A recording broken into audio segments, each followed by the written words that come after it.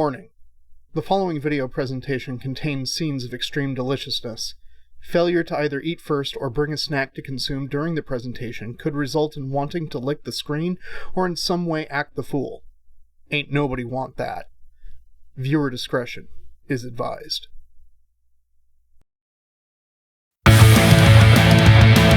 Hello, boys and ghouls. DK's making a snack today. What's it gonna be? What's it gonna be? DK's making a snack today. Shove it right into your mouth. DK's making a snack today. What's it gonna be? Is he making it for me? DK's making a snack today. It's time for tactical snacking with DK.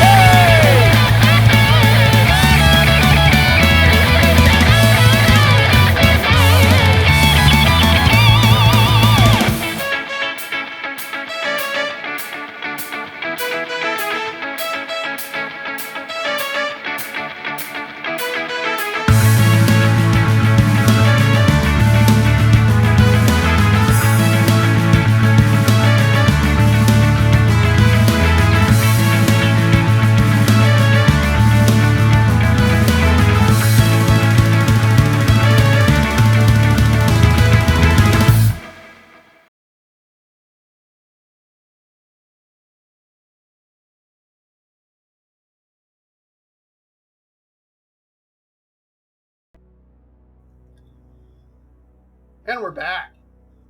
And apparently out of focus. Oh, there we go. Okay. Hail hydrate.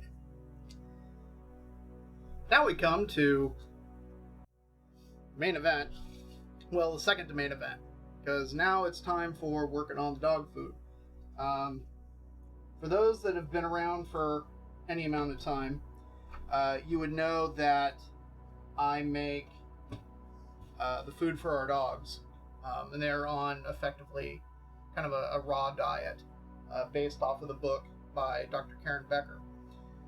And so I have to make it, about every 2 weeks or so, and it's time to make it again. This time we're going with a chicken-based batch, again because the market that I was getting the chubs of ground turkey from, for whatever reason, stopped carrying them.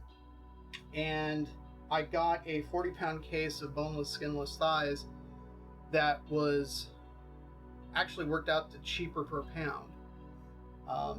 The only catch is, well, we got to process it a bit. So thankfully we got the food processor for that. In here I have that 10 pounds that had been frozen, and I had thawed slowly. Oh, the Instant Pot just switched on for the 1 hour. So there you go. Pro tip, add boiling water, so then that way it doesn't take forever to come up to pressure. When I was actually rinsing out the work bowl, the Instant Pot, you can hear the steam coming through and then the valve closed. So it's like, okay, cool, it's hitting pressure. So besides the chicken thighs, we've got chicken hearts, chicken gizzards, chicken livers, roasted up a butternut squash and a sweet potato earlier for them. They will have celery and cauliflower to go into it, as well as a cantaloupe and some apples. That'll all get processed up with a vitamin mixture, and should be pretty tasty for them. So let's get started. Then there's also, sorry, I forgot Team Omega. On Team Omega, for the Omegas, there's chicken eggs that'll be going in, as well as mackerel, sardines, and clams. And that's purely to kind of help balance everything out to make sure, yep, and it's all for the dogs. It's all for the dogs. But it's just to make sure that they get all the vitamins and minerals and necessary things that they need. But it definitely does cost more than your normal kibble, but it's definitely been worth it for us. So, okay. I like to kind of start with the meats and everything and get those processed, because the fat that ends up being smeared in the work bowl, by the time I start putting in the vegetation and everything, it helps clean it up and makes cleanup way easier. So now we cut up the thighs.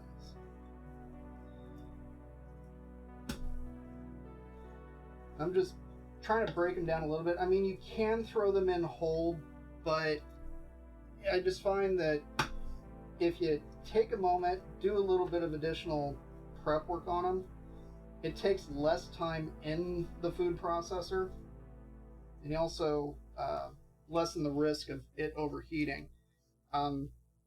You will see that as I'm working on the dog food, like I'll cut everything on this board that I now have raw chicken on, only because it's all going into the dog food, and so I'm not cross-contaminating anything because it's all going to the exact same place. So there's no need for alarm there.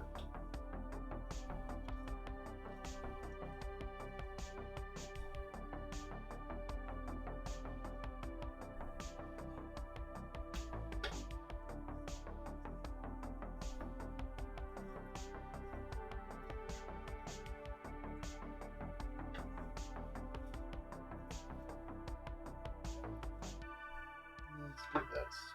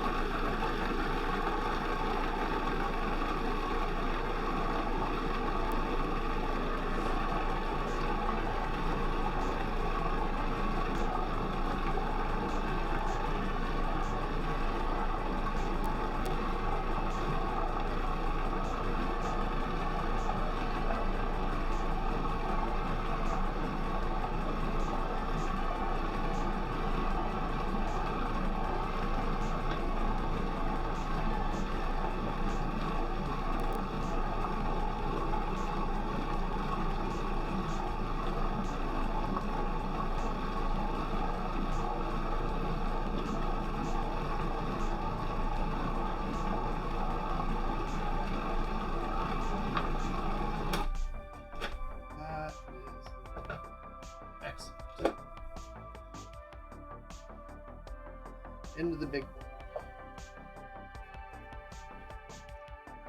bowl. Almost looks like the stuff that they use to make nuggets. Thought about making kitty food. It seems like a lot of work though. To be honest, so I am making enough for our 2 dogs for about 2 weeks worth. And it can be a lot of work. The same book that I referenced earlier from Dr. Karen Becker, it's food for dogs and cats. Thankfully, cats eat significantly less, so you won't necessarily need to do as much work because you're not having to make as much food.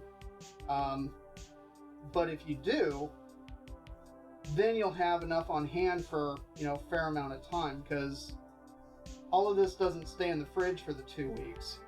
I literally keep 1 container out in the fridge that they eat on, and then when it looks like that there's about a day's worth of food left, I'll pull the next one out of the freezer and then let that thaw, and then feed them off of that one and just cycle through them. So yeah, it can seem like it's a lot of work, but we've seen the benefits in just the way that the dogs act, their overall health, and so it's been worth it to me to do this. I mean, I've been making their food now for, what's it been, about 7-ish years. So I mean, I've got a lot of experience doing this. So I mean, Happy Batty, you know how to get a hold of me. So if you ever have any questions about it, feel free to hit me up, and we can talk about it and kind of figure out what would work for you. Yeah, freezer space. That's a struggle with just the human food. I totally understand. Our freezer in here is pretty full, so there's no space in there. I've got a chest freezer in the garage that now is having some space in it where I could put stuff in there, but there's also a second fridge out in the garage, and the freezer in there, the top shelf is open right now, so then that way I can slot 4 containers in there depending on how much this ends up making. So I mean, I get it, but like I said, for cats at least, you're not gonna have to make the same volume of food. You know what I mean? But yeah, I mean, like I said, if you have any questions, just hit me up and we can talk about it further.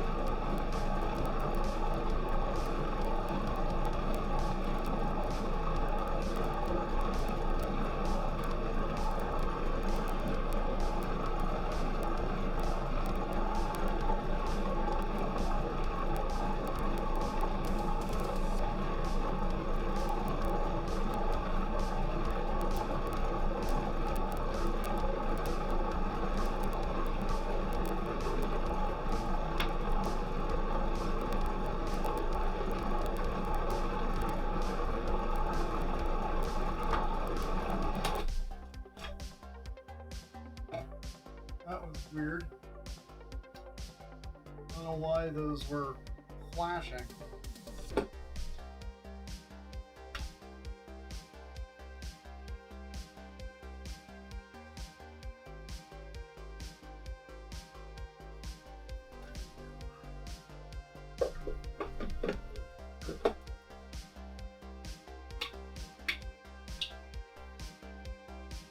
All right.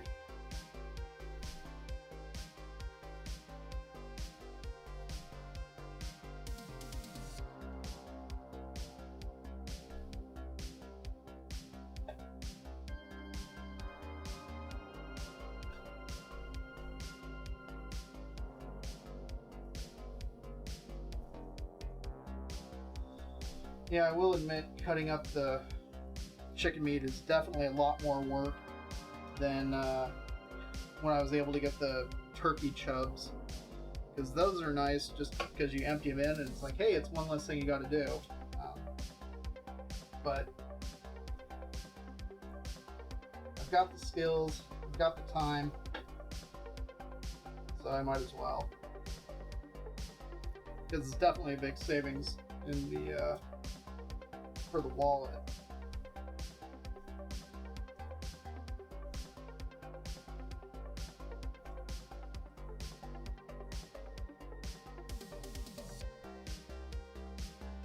Alright, thinking after this, maybe one more work bowl of just that, and we can actually get on to the organ meats, which are way easier.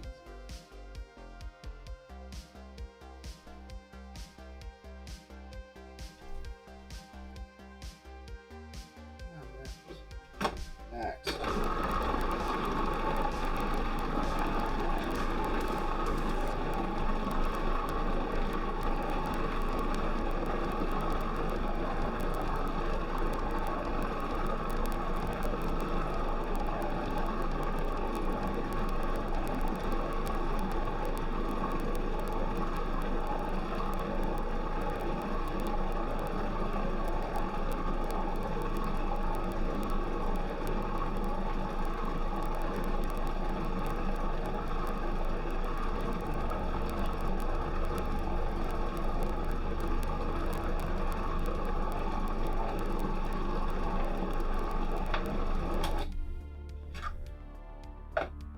Throw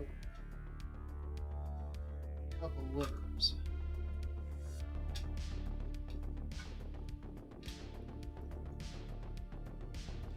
Yep.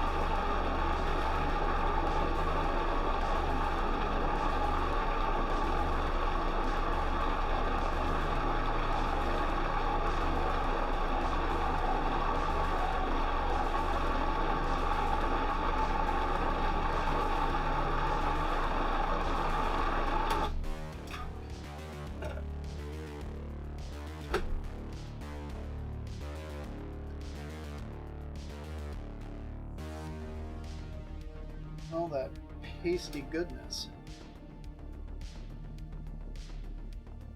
Will make it nice and easy for them to digest. Let's do other things too. This food processor is going to get a full-on wipe down later, so never fear.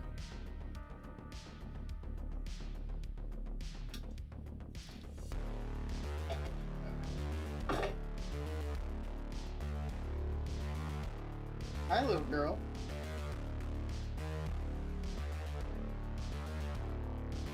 In fact, before we get working on the Chanko Nabe, during the cleanup phase of this, I'm going to give the counter a complete wipe down and totally sanitize it, because obviously Roger.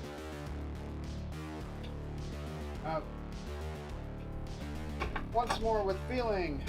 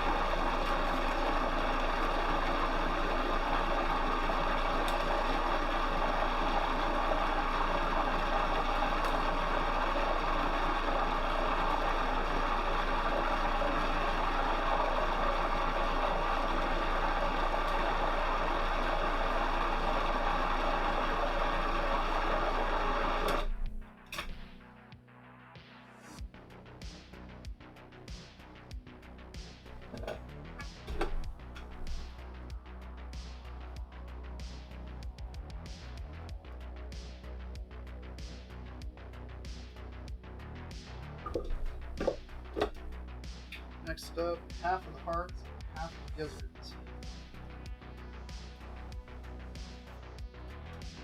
Yeah, that organ meat's an important part. All kinds of nutrients and stuff in that form.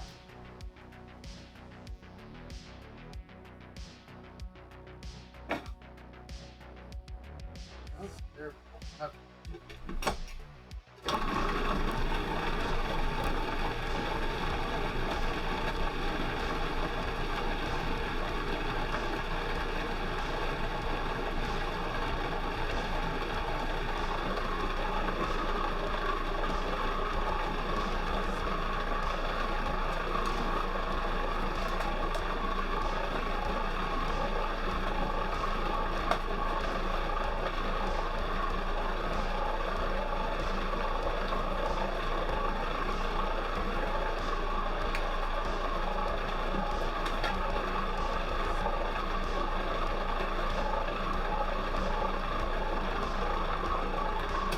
You're absolutely right, Happy Batty.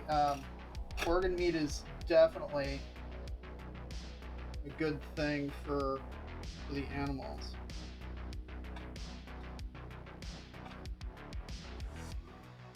Just heard kind of a weird squeak in the back there. Wasn't sure what it was.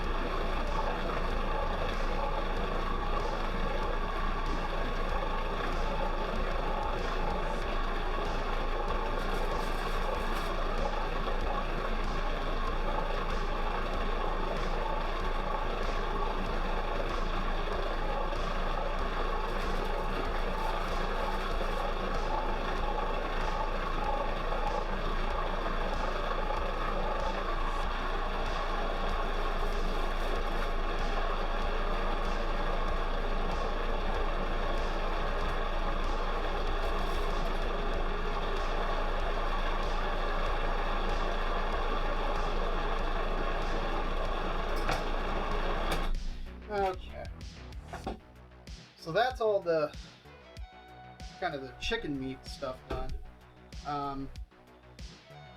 What you probably saw me pull out, I'll show you in just a minute, is the roasted sweet potato here that I made earlier. Yeah, I just roasted it up and we just throw it in here to kind of puree, and then a butternut squash that roasted at the same time, and it's cooled down now, but for the most part this would be considered a raw diet. There's only a few things that work better for the animals if they're cooked, things like the butternut squash and the sweet potato, pumpkin, that kind of thing, and it really kind of helps aid their digestion and make it a little bit easier for them to use the restroom as they need to. So, thus we at it.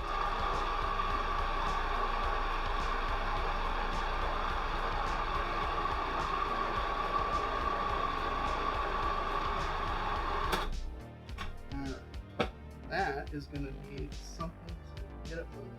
So, let's add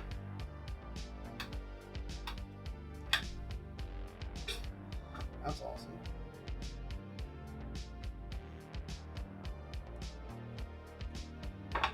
We need to get something. Open that up.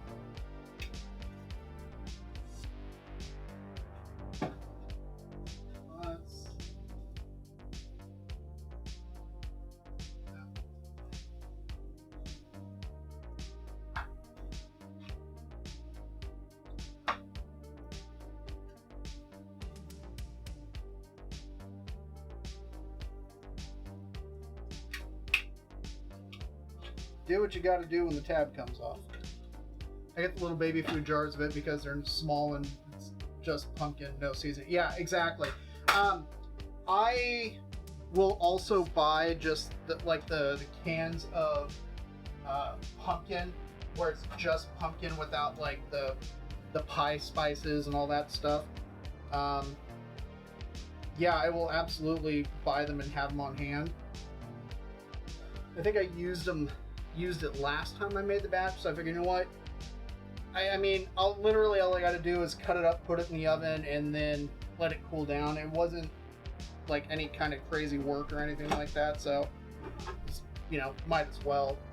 Hey, Master Splits. Yes. So Chanko Nabe is going to be coming a little bit later. Right now, I'm working on food for my dogs, and then I've got chicken stock currently going in the Instant Pot. And then after I finish with the dog food and we get all this cleaned down, then we're going to be making the Chanko Nabe at that point. So it'll be a good time. I'm guessing I'll be done with this in about, I don't know, 45 minutes to an hour or so. But then that's where we'll be at. Hey, Scott2572, welcome. Chanko Nabe is sumo stew. We're going to talk about it a lot more later on, because there's no one recipe. Literally, like, every sumo stable has their own recipe, but we'll talk about that. Right now we're just making dog food, since I had to make dog food anyways, and then we'll get to work on the Chanko Nabe. It'll be good.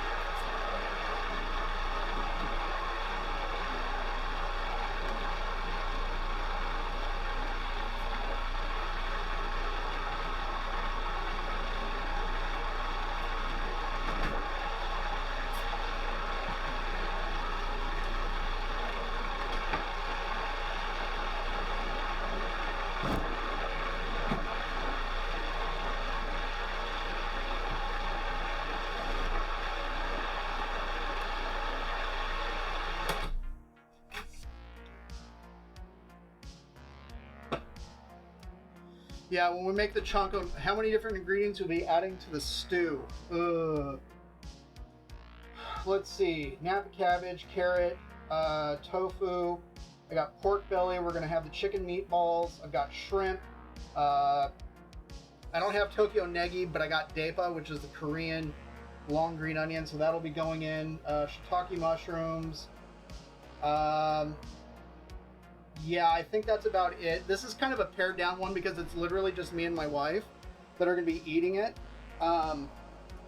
If, you know, we were, say, celebrating the end of the basho or something like that, and having, say, people over, then I'd be like, oh, okay, let's go all out and have, you know, all the ingredients and everything.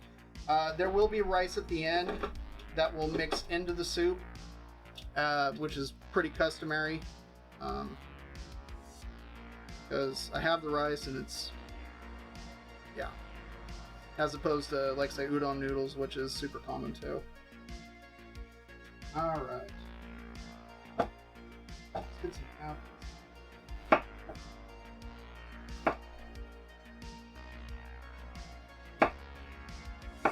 These are just Granny Smith apples. They happen to be on sale.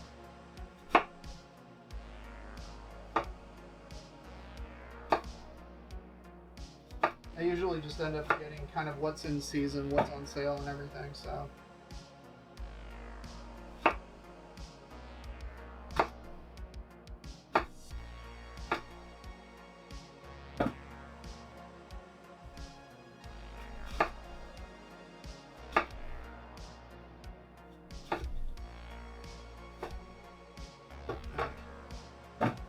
Similar to stables eat this every day. The reason why they never get sick of it. Yeah, you're exactly right, Master Splits. You're 100% correct on that. Yeah, I mean, they vote on it on a daily basis, what they want to go into it. And so it changes up.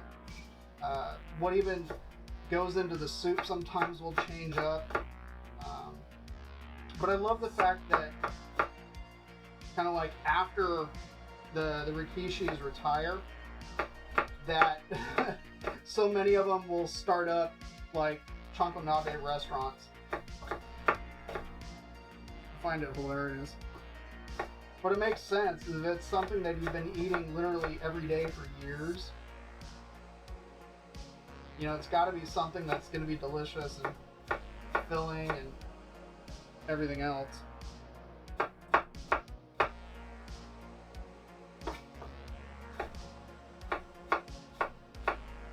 And no four-legged creature stock goes into it, of course, because, well, on sumo, you want to stay on your 2 feet.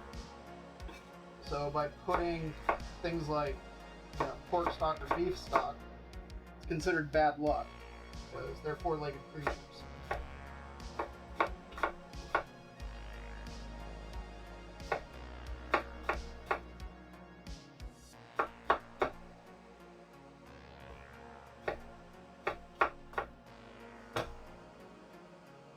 Stock, maybe miso. Yeah.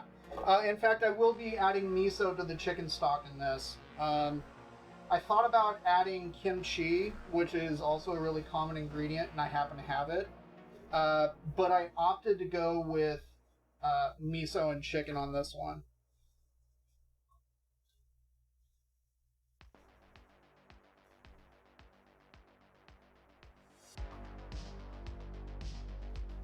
Okay.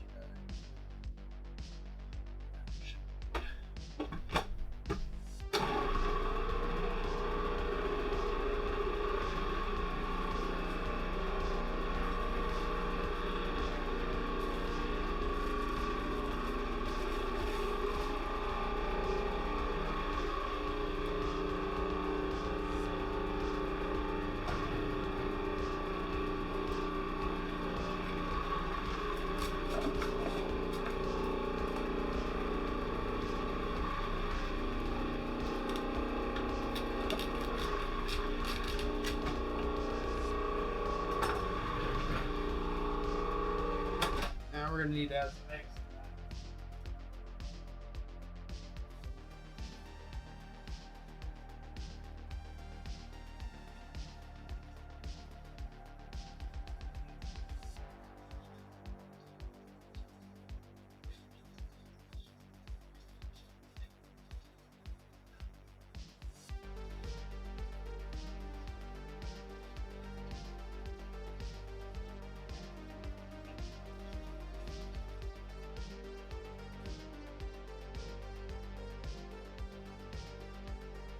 most people believe sumo wrestlers are obese. No, yes, most people absolutely do believe that they're obese, but they are most certainly not.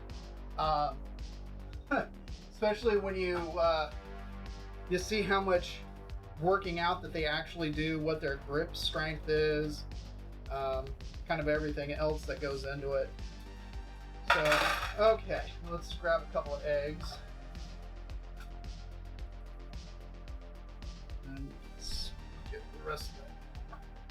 I'm assuming you found me by way of just browsing through the food and drink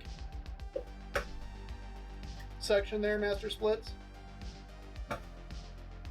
Yeah, they can absolutely do the splits. They're trained to do the splits. Oh, that's interesting.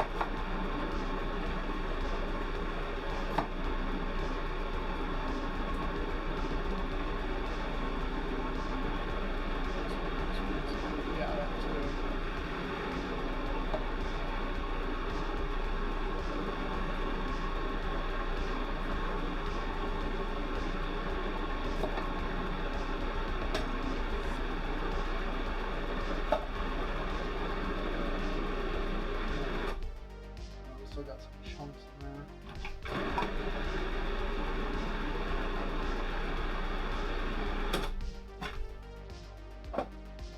Okay.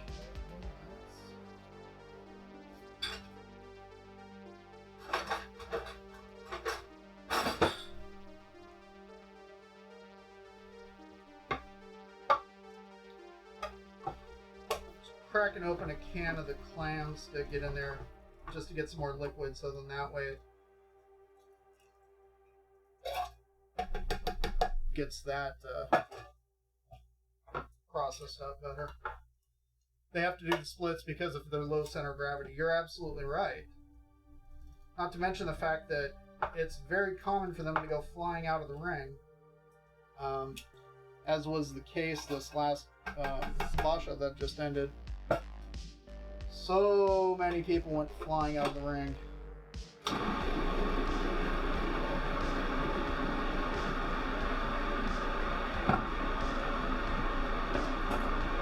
Better.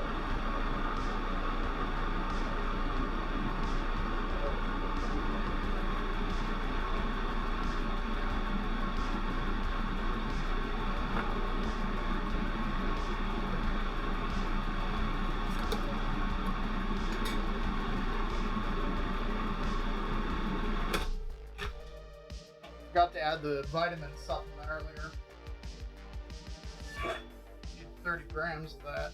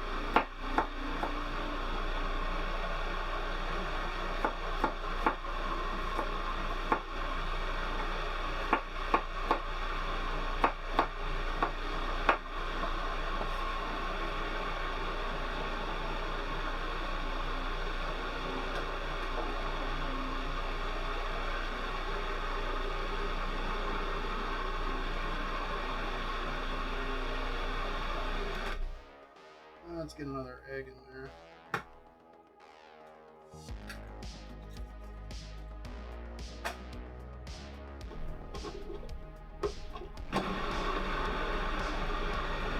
Much better.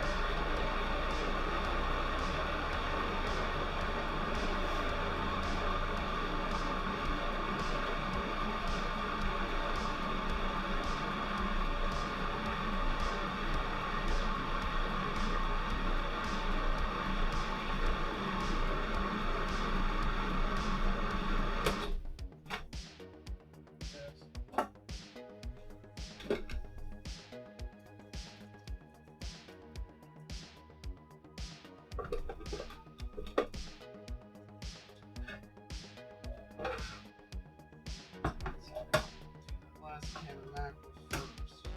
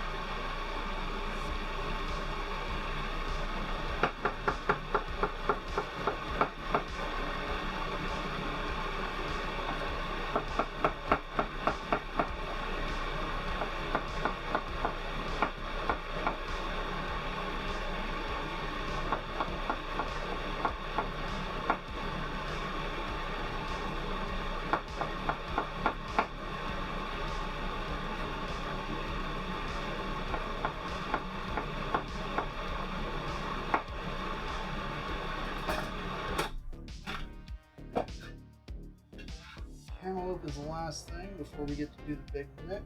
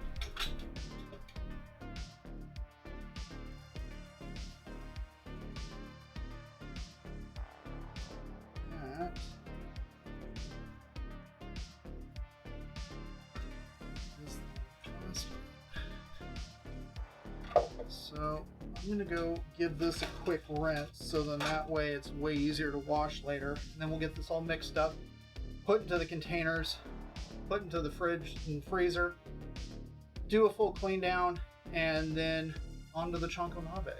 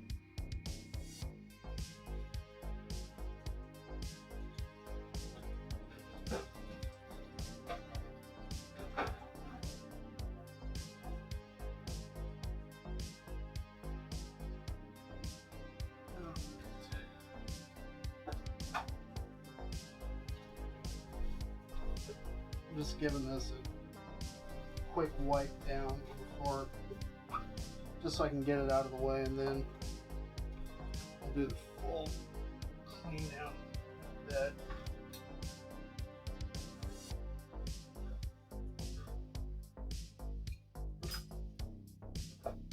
Okay, eggs.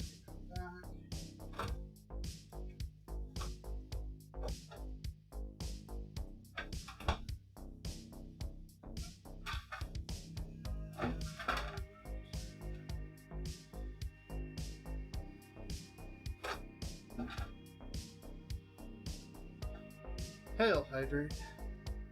Oh. Cats hear the birds, yeah. Vera's kind of the same way. If she sees bunnies or birds or whatever, she definitely wants to get in on it and take it out. All right, big giant bowl of food. Now we just mix. Most of the time, I just mix it by hand. The paddle is just really useful for when I go to put it into the containers.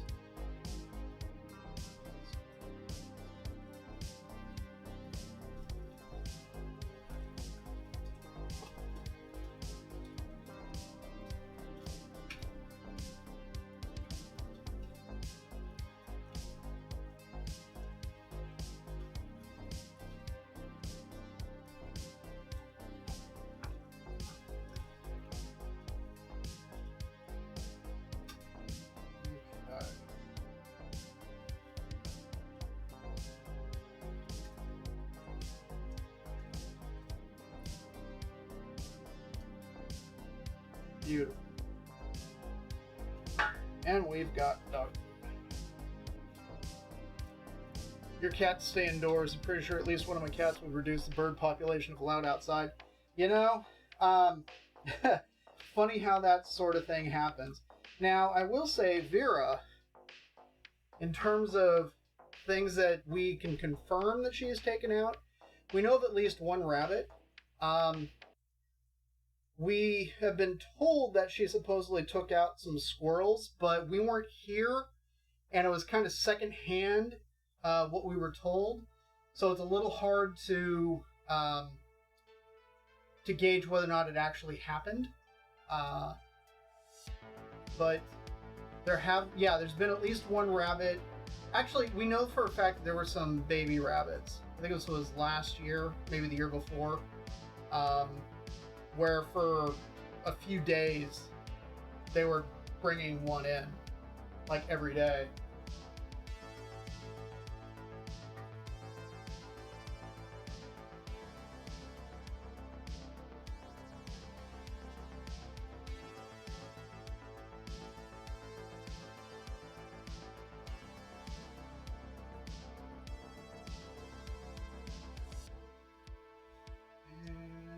Let's get these four and then see where we're at.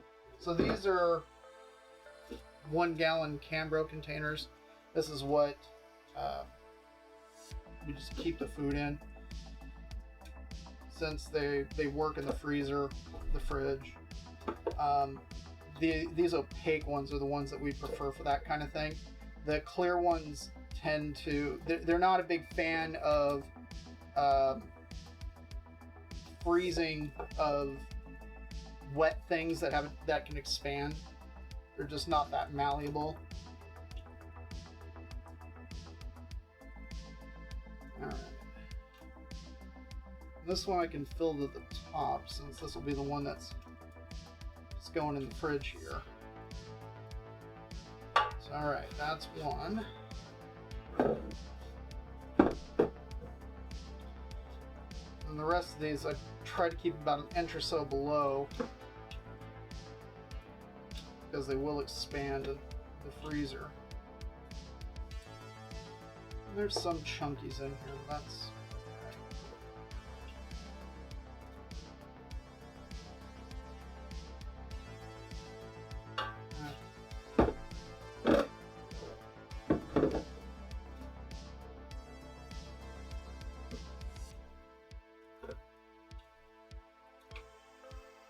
meal planning for dogs. That'd be pretty funny. Well, I guess to be honest, that is really what this is. It is effectively meal planning for dogs.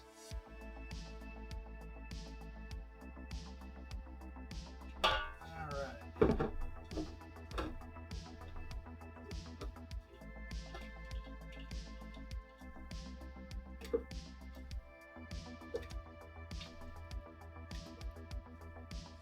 Might. Yeah, it looks like there's going to be enough for a half container.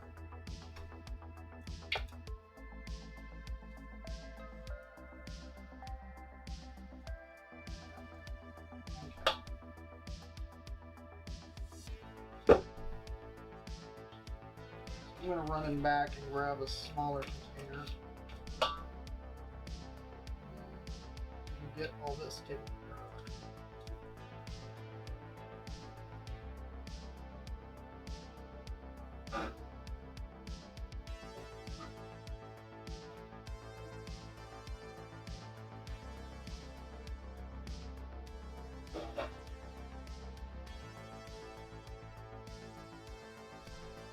Okay.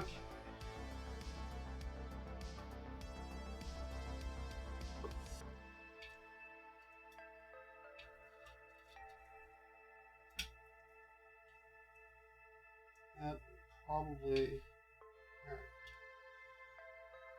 That's good. Okay. So I always leave a little bit in the bowl because the dogs will come and eat off of it.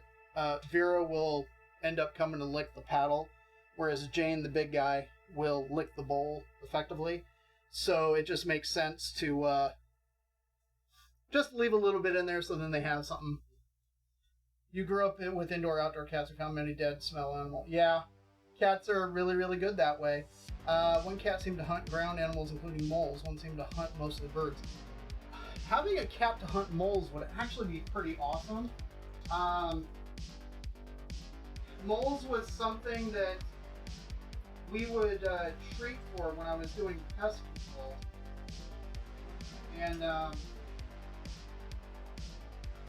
it's kind of interesting, the laws in the area at least. Oregon, you can trap them without a license, whereas in Washington State, you have to have a license in order to trap them. So, because the company that I work for, because we're in the Portland area, we would service both of Oregon and Washington. And so at Oregon stops, we could trap, but those suckers were dangerous. That was never something that I did, just because I know I didn't feel comfortable with those traps, because those things could take a hand off.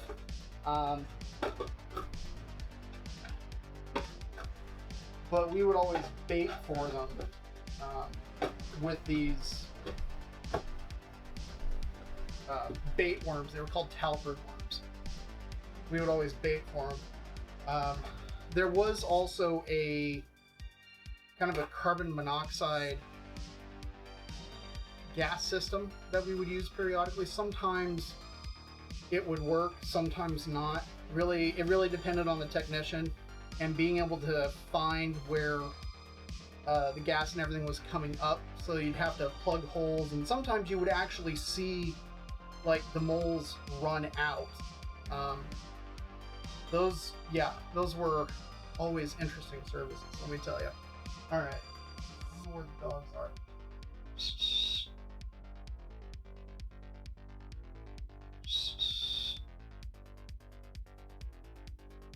Here comes Vera. Oh, I hear Jane's clacking. Okay. Jane. Jane. Where you at? There you go. Okay. Sitting.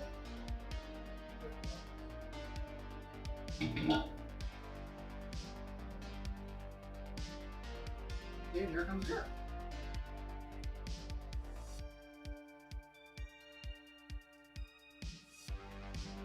Up.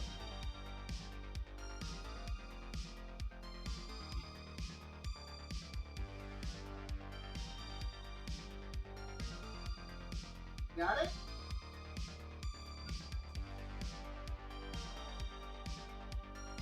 Up.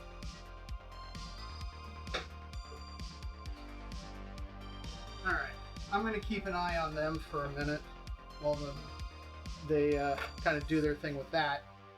And in the meantime, I'm going to go get these containers into the freezer. I'm going to give the counter here a complete, I'm going to sanitize it. I'm also going to take care of the food processor. And when we come back from the little break, we will get to work on the Chanko Nabe. And then at the very end, we will mukbang the heck out of it. Let's see. We've got, nice, 3 minutes on the Instant Pot, which means, in theory, by the time we're done prepping everything and getting all the other ingredients ready to go, that should have come down from the pressure, natural release, and we should be ready to go with that. So I'm gonna put it on my break screen, take care of this stuff, and I'll be back in a few minutes and we'll run it again. So see you in a couple minutes. Hello, boys and ghouls. DK's making a snack today. What's it gonna be? What's it gonna